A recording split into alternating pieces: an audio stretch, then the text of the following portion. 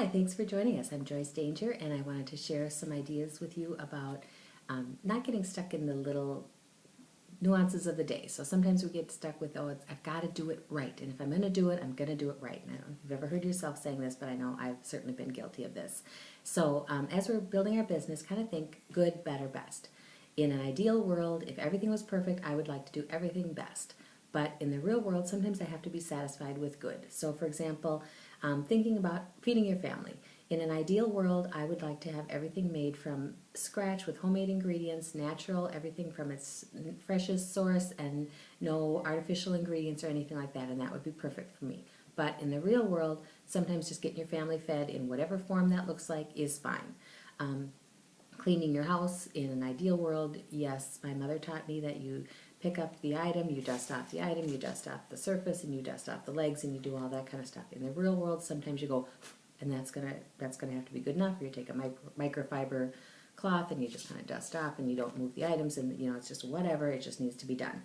Ironing, some people take the spray starch and do the whole ironing thing, and then some people just throw the thing back in the dryer and then put a little wet towel in there and fluff it all up, and that works out fine too. Or don't buy things that need to be ironed. Lots of different ways that things can be done, and you have figured out for your life what works best. And some days you do it this way, and some days you do it that way, depending on what's going on that day or how important the occasion is. Sometimes there's occasions that I would maybe take out an ironing board for it, and other things it's like, nah, that's not that big of a deal.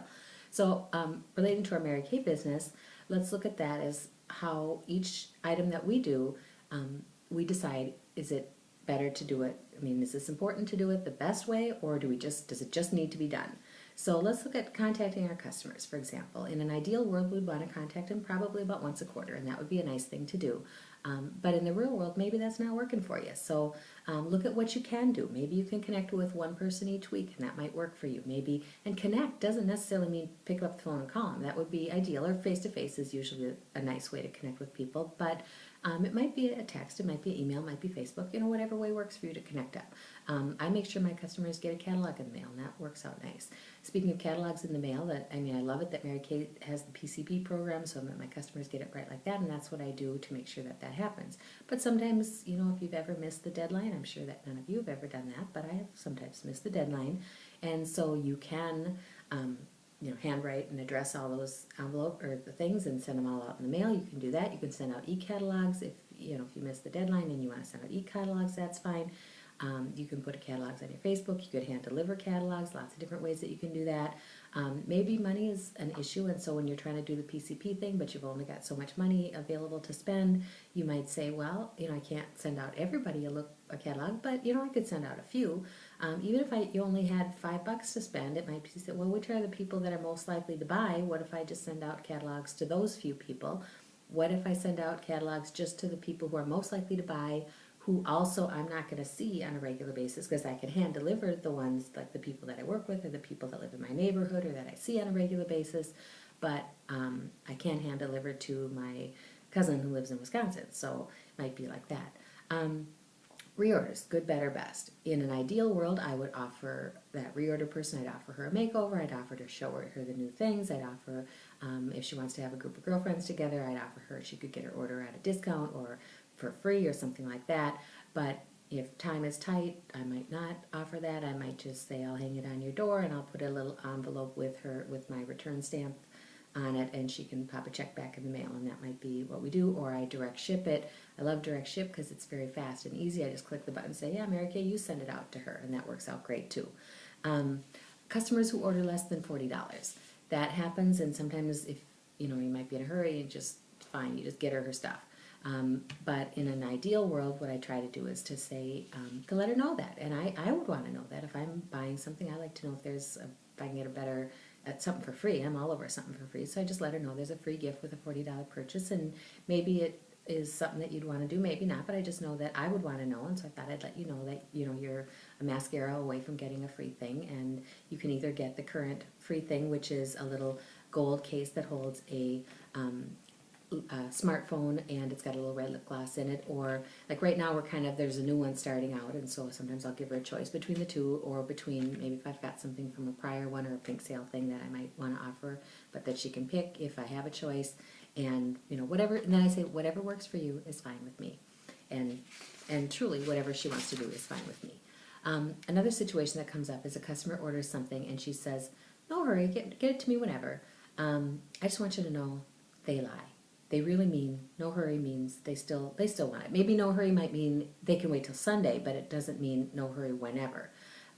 The biggest way that I find customer dissatisfaction is when they say, the question that I get is, how long does it take to get Mary Kay products? And, I tell her, a week or so, and I'm thinking of how long it takes to get me. And I say, well, get it to me. But I say, but I do carry product on hand so you can get what you want right away. And then I'll say, well, why do you ask? And usually what I hear is, well, I had a Mary Kay consultant and it would take like a month or two to get stuff from her. And I think what happens is that the customers tell the consultant, no hurry. And we believe them. So do not believe her. Get her stuff quickly. If she says no hurry, just say, would it be, like if you need to order it, ask her if it was in a week or so, would that work for you? But just know that they sometimes don't, that they like to be nice. And especially if you live in Minnesota, they like to be Minnesota nice. And then, we say, oh yeah, that's fine. And if you've ever found yourself saying, oh yeah, that's fine, but that doesn't really mean that's fine, just know that, get it to her right away. The topic of inventory comes up. In an ideal world, we'd love to have everything on our shelves and be able to carry a full inventory and all that kind of stuff. But in the real world, sometimes maybe the money isn't there to be able to have that, or it's possible that you've embezzled your business. I'm not going to ask you to share that, but yeah, I've done that, and it happens. So you might be in a situation where you're starting with a showcase and you don't have any inventory, and you're not in a financial position to get any inventory. Well, that happens too. So it's possible to borrow money to get inventory, and some people can do that, some people can't do that. So start with where you're at. If you need to build from your showcase and do parties and use the money from the parties to build your inventory, then do that. If you're in a position to get some inventory and get the bonuses, go for it and do that.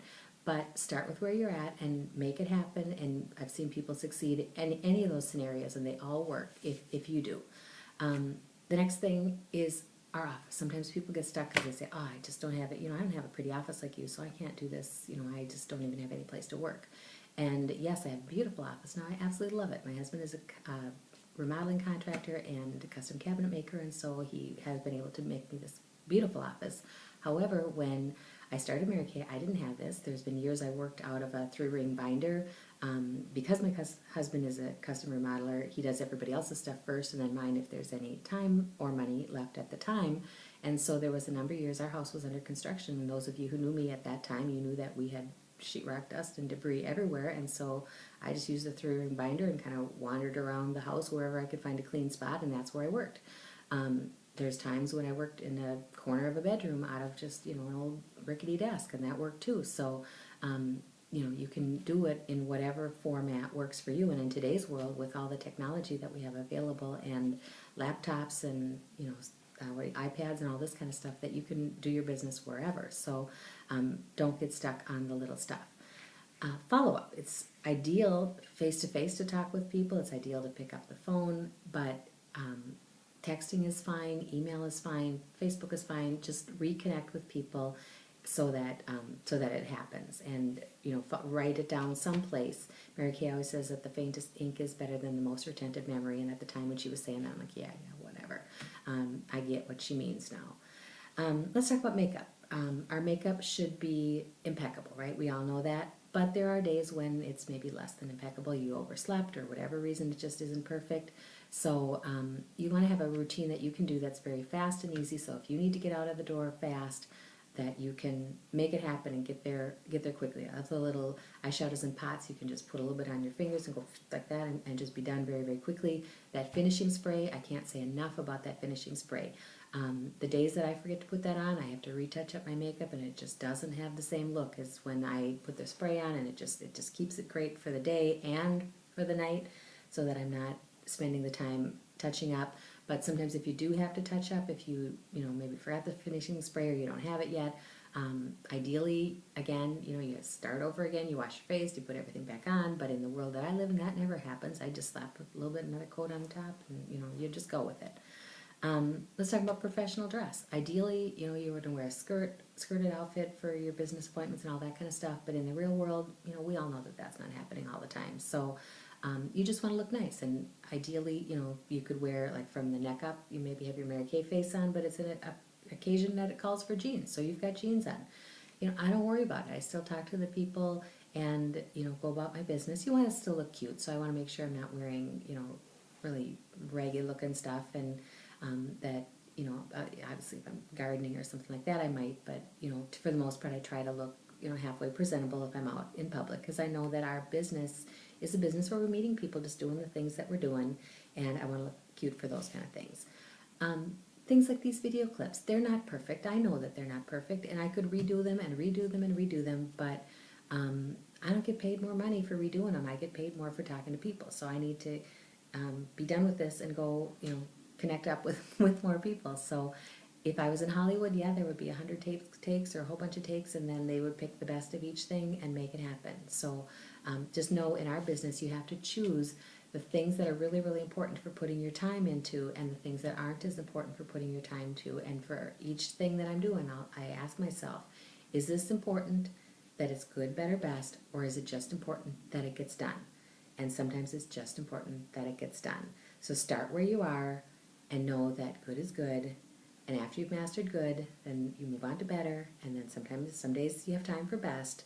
And there's a quote that I found that I thought was interesting. It says, good, better, best. Never let it rest until your good is better and your better is best. And as you move up the career path, you'll find that you're going to be doing best, better, and best more and more of the time. But there's going to be times when good is going to be fine as well. So thanks for joining, and have a great weekend.